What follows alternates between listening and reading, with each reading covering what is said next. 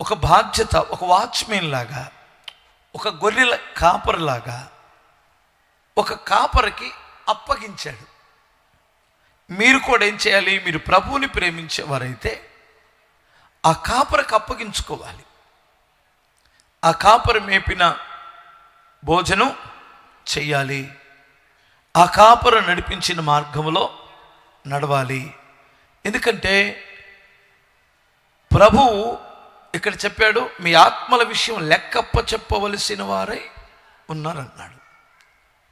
ప్రభు ఎవరికైతే ఒక 100 గొర్రెలను అప్పగిస్తాడో, 1000 గొర్రెలను అప్పగిస్తాడో, 10,000 గొర్రెలను అప్పగిస్తాడో, 1,00,000 గొర్రెలను అప్పగిస్తాడో, వారి వారి దర్శనాన్ని బట్టి, వారి వారి సామర్థ్యాన్ని బట్టి వారికి గొర్రెలను అప్పగించినట్లు ఆత్మలను అప్పగిస్తాడు.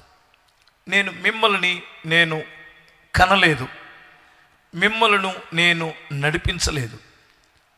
ఇక్కడికి వెళ్ళాలని, ఈ దొడ్డిలో మీరు ఉంటే మీకు మంచిదని, మీకు క్షేమమని ప్రభు మిమ్మల్ని ప్రేరేపించి ఇక్కడికి నడిపించాడు.